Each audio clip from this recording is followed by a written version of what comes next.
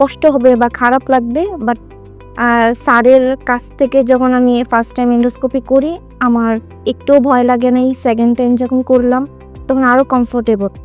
আমরা পেয়ে গেলাম পলিপটি, ওনার তাকে ধরা, তবে কাটা কিন্তু কোনো ব্যাপার না, আমরা ধরে ফেললাম, তার স্বাভাবিক কাজকর্ম করতে পারবেন। সালাম আলাইকুম সুপ্রিয় ভাই বোনেরা, এই মুহূর্তে আমি মিনার্ভা হসপিটাল লিমিটেডের এন্ডোস্কোপি সুইট থেকে আমার এক সম্মানিত রোগীকে সামনে নিয়ে আপনাদের সামনে উপস্থিত হয়েছি। তার পাকস্থলীতে একটি পলিপ ছিল। আজকে এই পলিপটি কিছুক্ষণ আগে কাটলাম, মাত্র কয়েক সেকেন্ডে এবং সম্পূর্ণ রক্তপাতহীনভাবে।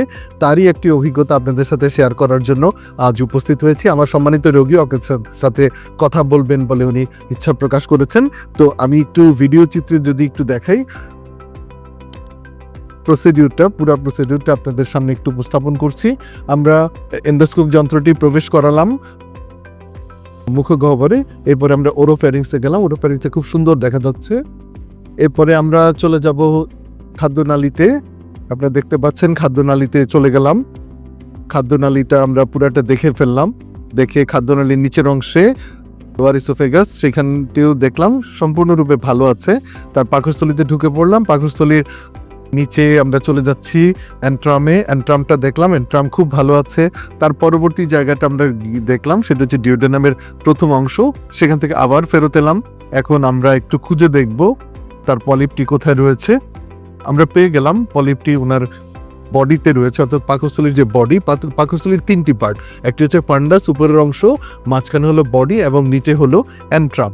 তো ঠিক মাঝ বরাবর বডিতে একটি সেসাইল পলিপ রয়েছে। আপনারা জানেন পলিপ দুই প্রকারের, একটি হচ্ছে সেসাইল পলিপ যেটি গায়ে লেগে থাকে, আর আরেকটি হলো পেডাঙ্কুলেটেড পলিপ যার একটি লম্বা বৃতি থাকে এবং সামনে উপর দিকে একটি ডাম্বেল আকৃতির অবস্থা থাকে। আমরা একটি স্নেয়ার যন্ত্র প্রবেশ করিয়েছি এন্ডোস্কোপ যন্ত্রের মাঝে।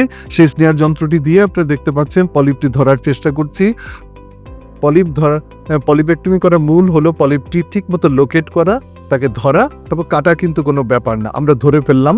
আপনারা দেখতে পাচ্ছেন আমরা পলিপটি ধরে ফেলেছি এবং এখনই আমরা কেটে ফেলবো। আপনারা দেখতে পাচ্ছেন এখন কাটছি, কাটতে সময় লাগছে না, মাত্র কয়েক সেকেন্ড লাগলো। আপনি দেখলেন কাটা অংশটি পড়ে রয়েছে এবং যেখানে কাটলাম সেই অংশটি সম্পূর্ণ রক্তপাতহীনভাবে রয়েছে। আমাদের কাজটি কিন্তু শেষ হয়ে গিয়েছে। আমরা এখন চলে আসব আর আমরা রোগীকে এখনই ছেড়ে দিব। আমাদের রোগী এখনই হাসি মুখে বাড়িতে চলে যেতে পারবেন এবং তার স্বাভাবিক কাজকর্ম করতে পারবেন। তো আমরা আমাদের রোগীর সাথে একটু কথা বলবো। আসসালামু আলাইকুম।